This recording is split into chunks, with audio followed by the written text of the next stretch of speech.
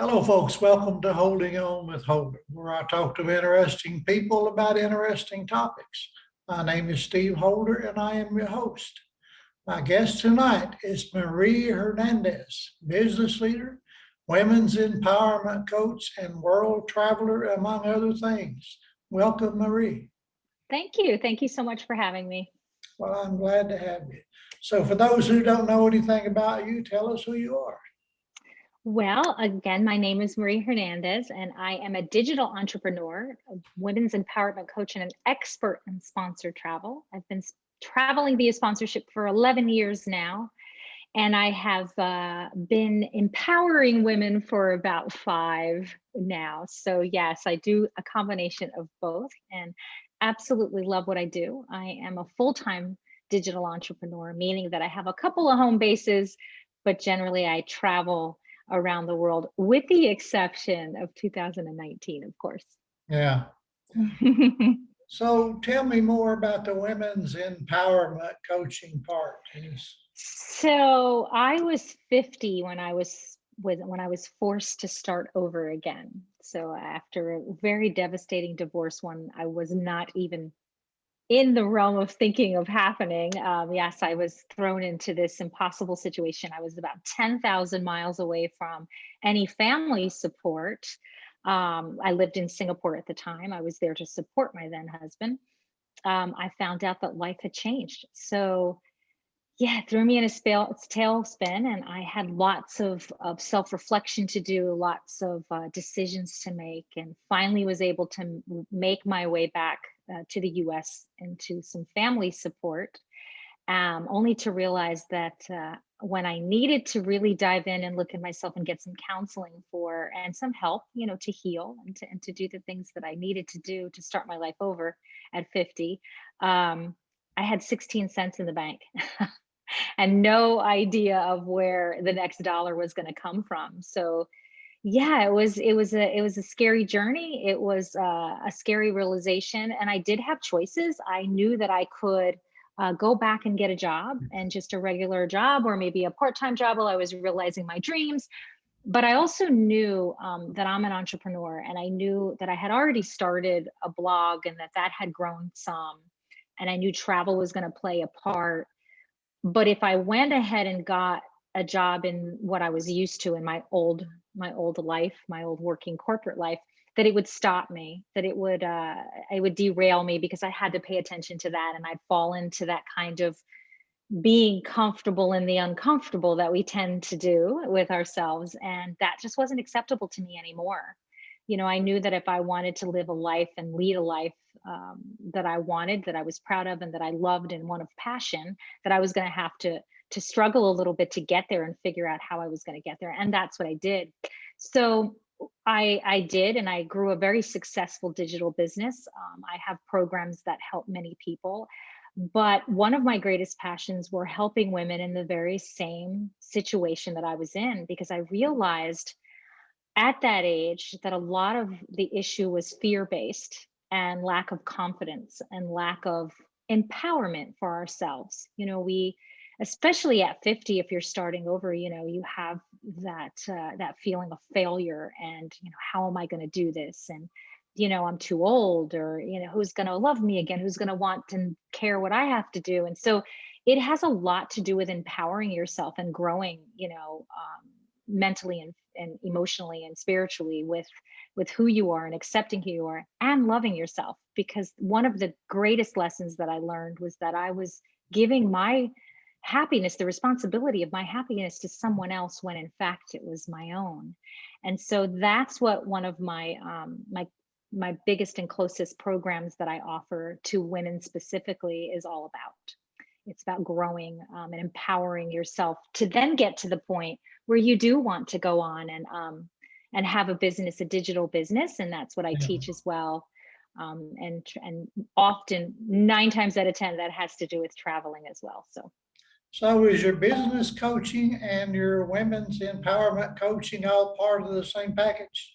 It absolutely can be. There are separate packages, but every one of my packages has a lot of mindset involved in it. Because again, I realized through my business growth that it was the mindset element that that was most important, because you have to start off in a place where you believe in yourself and you believe in your dreams, regardless of what other people are telling you. And what was missing from some of the coaches that I had hired on early, that I missed that element of the empowerment coaching and the mindset coaching. And so I wanted to include that. So a couple of my programs, all of my programs include the mindset part, but a couple of them are specific to just mindset and empowerment, and then some are a mix of both. Yeah. So I imagine you are also a motivational speaker, correct? I have definitely done that. Yes, absolutely. I enjoy that very much. Yes. Now, do you speak at conferences or just mostly online? I have mostly lately in the past year and a half, it's been online. But I have actually in Daytona, I did a big session. It was called Daytona Elevate, which was really nice. It was very similar to a TED Talk in which you had 15 minutes to give a really good speech, and that was a motivational piece that went over very well. I was very proud of that one. So what does it feel like to give a TED Talk? That's at first it's very scary, because how do you put the lessons that you've learned and the really meaningful and meaty part of your life into 15 minutes? Like, how do you do that? But it is possible, and it's very empowering. There were about 500 plus people in the audience. So that was a fear that I had to get over, but it was an empowering one, because I stepped outside of my comfort zone to do that. And it was a beautiful experience. So it's very, if I wasn't ever a big, I can speak all day long online, but when you're in front of those people and they're looking at you, it's quite different. So it was a challenge for me, but one that I absolutely loved and enjoyed. I did learn from as well, and I knew that I could do it. So it's very empowering to know that you can captivate an audience of that size and do it well. How big was the audience? It was more than 500 people, 500 people plus. Yeah. Yeah. Mhm. All looking at you, right? Yes. Yes. It was very, very, it was fun. I have to say it was fun. So you're also a leadership coach then, right? I mean, that goes along with Well, it too. it does come along with it. It absolutely does. So when you do get to the point where many of my clients, they usually follow sort of a path. So many come to me because they're so interested. My following is mainly travelers that just love to travel, and women my age, from between 45 and plus. One of my clients is actually 72. So it's a big gap, but most of them come to me with that desire to travel on sponsorship, because it's such a unique way to travel and a way to grow your business. So they come to me for that, and then they realize, wow, I'm not really there with knowing my passion. And I'm not really there with understanding how to convert my passion and be empowered and believe in myself to then get to the point to want to travel and want to run a digital business. So they follow this path. They'll usually come to me for the sponsored travel and end up going into I have a business, a program called Create Your Shift. And that's the mindset and building that digital business based on your passion. So that's usually how it works. Okay. So let me make sure I understand this concept. You Sure. get paid to come to other places to give your talks, and they pay for everything, right? Is that what you're talking about? So yes and no. So sponsored travel is something completely different. So sponsored travel is an exchange of service. So for me, experiencing pretty much anything in the tourism realm, from villas and hot air balloon rides and vehicles and foods and chefs and everything that you can think of when in the world of travel, I give them a social media marketing plan. I actually create videos, and I create other things. But then there are also retreat leaders who want to learn this too, because it's that experience and that exposure, the collaboration that you're working with the owner of a travel business. And again, that could be pretty much anything. it's that engagement, your engagement with your followers, that they know it could be potential clients for them because they trust my word. So I've been doing that for 11 years. Where I get paid is my programs that teach that, and that also teach someone to take a passion that they have, and it could be pretty much anything, and create a digital business with that passion, and they get clients of their own. My speaking engagements are usually at retreats and online and on podcasts about how to do that, and how to build that kind of lifestyle for yourself, and also to just motivational on how I myself empowered myself. So that is a separate kind of line of income for me. But the programs that I teach for people to live that kind of life, that travel life, and that digital entrepreneur life, are the programs that I offer. And that's really the basis of my business. Yeah. Now, you say you've been doing this for 11 years and you started when you were 50. I would never have No. believed you were even 50. You do not No, look thank you. anywhere close to that. No, I'm not. So 11 years ago, I started the sponsored travel part of my business. And again, it started with a very small blog. I was in Southeast Asia. It got some notoriety. I grew and grew and grew. My program that I created from sponsored travel specifically, is there is no other one like it in the world. And that is a bold statement, but it is a true statement. There's not one that teaches it. It teaches it in terms of a business. Then at 50, which was, it's going to be 6 years ago in August, I then was kind of derailed and hit rock bottom and all of that. So that's when I created my additional empowerment programs. And that's where my business grew and kind of took a couple of different, little puzzle pieces.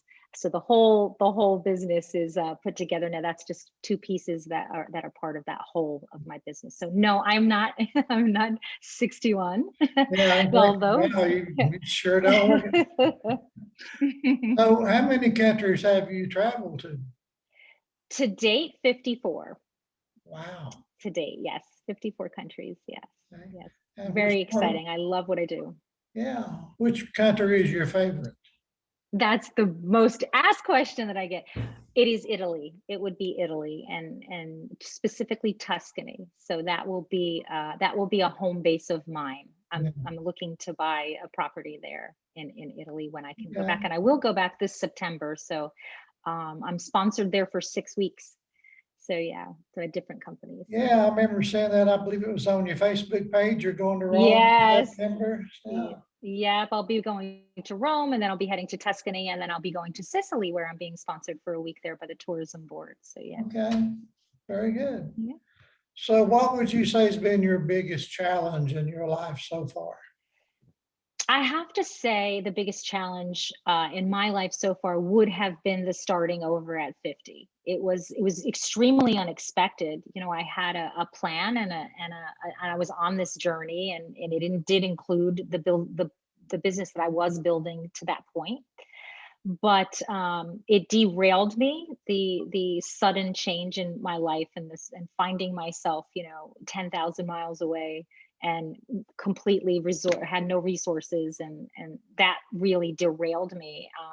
And I think on more from an emotional and spiritual and confidence level, it derailed me. So that was such a huge challenge for me, because I went through all of those not feeling good enough, and feeling stupid, and am very embarrassed, because I have 6 children, which 3 of them are girls that watch their mom, and to see how she runs her life, and of course my boys as well, but specifically the daughters want to see how their mothers succeed. And so I felt like a failure to my children, and it was really hard to come back from that. And it took a lot of work. It took a lot of self-reflection, because, I was the common denominator in the failed, my failed marriages. I have more than one, and in relationships.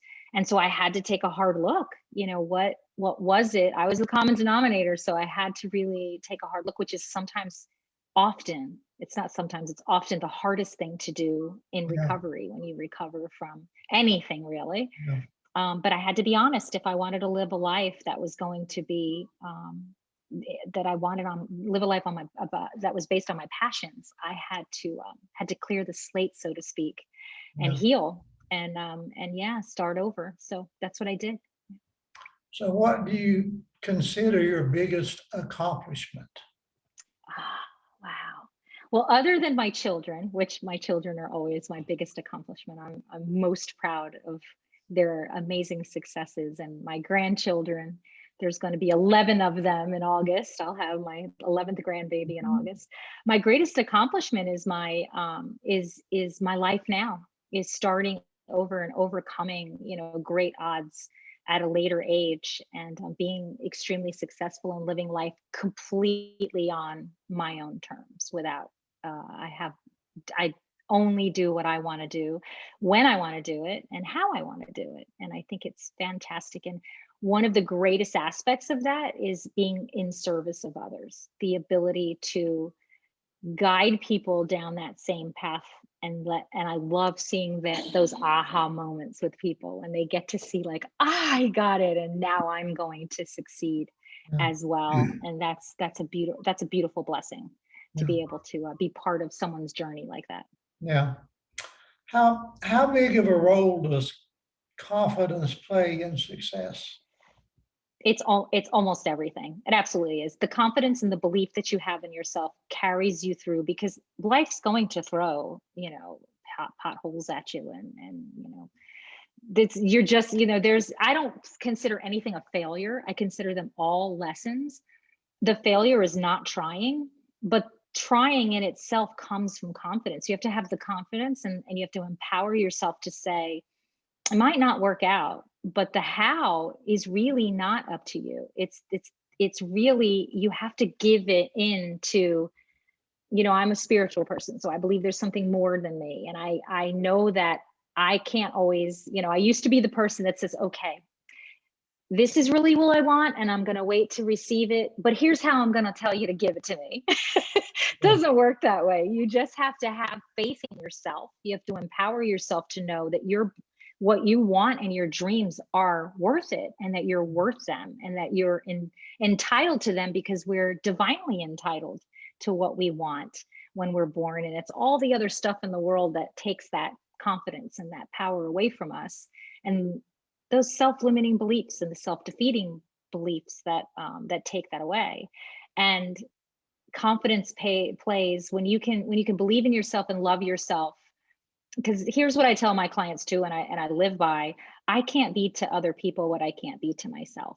So if I don't love myself, if I'm not confident in myself, if I don't empower myself, I can't be those things to someone else. Yeah. And so I have to be okay with myself. I'm still single, and I love that, because I love myself, and I can spend time with myself. So now when I meet someone, that person will want to spend time with me as well, because I know, that I know who I truly am, and I know what I Yeah. bring to the table, rather than giving that responsibility of making me happy to someone else, because that's not really true happiness. Yeah. Yes, confidence is everything. So do you live a life of luxury? It sounds like it. I do when I want to. I'm able to do what I want when I want, but I live a pretty simple life. I live a life of gratitude. It's the small things that really mean the most. It's Yeah. the smile of my kids and my grandkids. It's getting to spend the time that I want to spend, the quality time with them. It's obviously traveling around the world to the countries that I want to travel with, and making the friends and meeting people and meeting clients, being able to do that. But then when I want to go and have a day at the spa, or I want to fly first class, or I want to, I can do that too, because, it naturally comes to me because of what I give. So it's a give and take, definitely. Yeah. So who is your ideal client? My ideal client, very good question. So my ideal client is, it depends. Now, if it's somebody who wants to sign up for my empowerment coaching, that would be a woman 45 and older, who's at a crossroads in her life. She knows what she loves to do. She's probably really good. We're all good at something, but she probably has a passion for something. She just doesn't have the confidence or she needs to empower herself to move forward, to find the love in herself and to find the confidence in herself to move forward. And then once she does, she's going to be unstoppable. If it's somebody who wants sponsored travel, my ideal client is generally, it's not just someone who loves travel, it's generally a retreat leader, a coach, an independent travel agent, or someone who travels often and wants to incorporate sponsored travel into their business so that they can travel to destinations and work in an exchange basis at first with those, and collaborate with sponsors so that they can experience those wonderful things and then pass it on to their audience and to their clients. So you can help any business person expand his or her horizons, correctly? Yes, absolutely. Absolutely. Yes. Okay. And what are some ways that people self-sabotage? Oh gosh, it's generally, almost always, it's very simple. It's something simple, like they don't think that what they have, what they believe in, or their passions are worth it. Self-sabotaging is, who's going to want to learn from me, or I'm not good enough, I'm not smart enough, I don't make enough money, or I'm not tall enough, I'm not young enough, I'm not pretty enough. It's so many things that we say to ourselves. And if you stop and pay attention, everybody does it so often. And that's how you start to shift, is when you stop and pay attention to what is being said in here, what you're saying to yourself at any given time. I still do it myself. I still do it, but the difference is that I've learned to recognize when I just start, and I shift that thought immediately from I can't or it won't work to why not me, and absolutely I can find a way to make it work. And then you take those actionable steps to do that, because that's the biggest thing too. It's not just a shift in thinking, it's taking massive action towards that. And that could be anything like doing research on something that you love, going out for a walk, listening to some music to shift your mindset and your energy, your mood. Because have you ever noticed you spill coffee on yourself and you get angry and you're mad that you did, and then something else happens and you lose your keys and you're late for work? It just seems to snowball. And that's just the energy. And when you can recognize that really quickly and stop self-sabotaging, because the first thing we do is, gosh, I'm so stupid, how did I do that? That's self-sabotaging. You're setting yourself up for more. So if you could stop and say, there's a reason why I lost my keys. Maybe I wasn't supposed to get in the car at that time. Maybe there was going to be an accident, or maybe I'm supposed to be late. I'll just let it be and I'll just move forward from it. If you can switch that kind of thinking and self-sabotage into something that's better suited for you, then yes, you'll move forward, and it definitely goes very far in changing the way that you receive and behave that day, or any day, really. Yeah. Do you think fear is the biggest obstacle people need to overcome? Absolutely. Fear is almost the basis of everybody's failure to move forward, or to do what they love, or to ask for a raise, or to lose the weight, or to, for anything. It absolutely is fear. We're designed to fear the unknown. If we don't know a situation or how something's going to turn out, because we love certainty, don't we? Human beings love certainty. They don't invest unless they're certain they know they're going to have a return. They don't do this unless they know the outcome. I live a life that I don't think of the outcome at all. I just know what I love, and I know what I want, and I take action on that, but I trust completely that I am worth everything that I want. So the outcome is always different than when you start something. Yeah. But it's that fear of not knowing the outcome that causes people to hesitate. It's the fear of not, taking that step forward. It's the fear of not knowing where you're going to be or where you're going to go that stops people. And it keeps them so we become very comfortable with the uncomfortable. So many people want to leave a corporate job, or want to leave the job they hate, and they want to do what they love. I don't know anybody who doesn't, but they think they're safe at getting that income every week. Realistically, are they? Not likely. It's very few people have that kind of security. You have that kind of security when you own your own business or when you're doing what you love, because you're always going to do what it takes to achieve. So it is fear that stops us. Yeah. 99.99% of the time, it's that fear. Yeah. And we're human beings are fantastic creators. We really are, when we really want something. And I always tell people who come to me, think of something that you've wanted in the past that you just couldn't live without. I bet you made it happen. I bet you did whatever it took, even if it was a cell phone that you wanted, or if it was a pair of shoes or a new outfit. We become geniuses when we really want something. You have to apply that same thinking and that same drive to the bigger things too. The energy around you, the universe doesn't know, a cell phone from a multi-million-dollar business. It's the same energy that it takes to do both. It's just our thinking in our head, oh no, that's, how could I ever make $5 million a year? That's impossible. We're thinking of the number. It's not impossible. People do it every day. So, Yeah. How common is it for people to compare themselves to others? Every day we do that. Every day we compare ourselves to others. Oh, look at her. I could never do that. Or, she has the life. I could never do that. I get that every day. Marie, I want to live a life like yours. I find that I'm happy that I'm an inspiration for people. And I want people to use that as a possibility, but you don't want my exact life. You want your life and the possibilities of traveling on sponsorship or starting a digital business. Absolutely. You want to start from somewhere. But your life is your life, and you should never compare it to anyone else. You want to live a unique life of your own and use other people as inspiration, but know that your life and what you desire and what you accomplish is your own. And sometimes the smartest thing we can do is to ask for help, correct? Absolutely. There isn't one person on earth that has gotten where they are in any success whatsoever without having someone that knew more before them. Yeah. Not one person. So Yeah. yes. Yeah, it's the biggest thing that you can do. The biggest gift you can give yourself is to go to someone.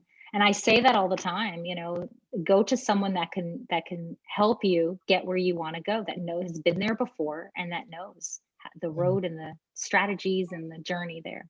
Yeah. So last but not least, how do you define success?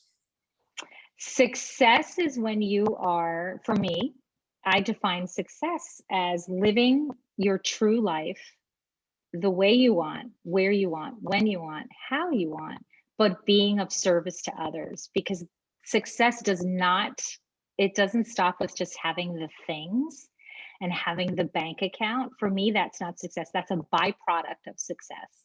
Success is when I can be of service to other people and help them achieve a life that they want. And one of my biggest asks with every one of my clients is that they promise me that not only will they do the work, but that they will pay it forward and they will be of service to other people as well. Yeah. That's how you change the world, and that's how you become successful. Makes sense to me. Yeah. So do you have a website? I do. MarieHernandezCoaching.com. Very simple. And I'm all over social media. You can look me up as Marie Hernandez Coaching. Facebook, and seriously travel for Instagram because I started that one quite a while ago. So yes, you can find me and pretty much everywhere else, Pinterest and LinkedIn and everywhere. So yeah. Folks, check her out. She sounds like she knows what she's talking about. Marie, thank you so much for being my guest. Thank you for having me. I enjoyed myself. Thank you. Well, I did too. Folks, thank you for tuning in to Holding On with Holder. Please subscribe to my channel and feel free to share this video all over social media, and be sure to check out Marie Hernandez Coaching.com. Did I get that right? You did. Okay. You did. Well, thanks again, Marie, and I will let you go, and you have a wonderful evening. Thank you so much. You too. Bye-bye. Bye-bye.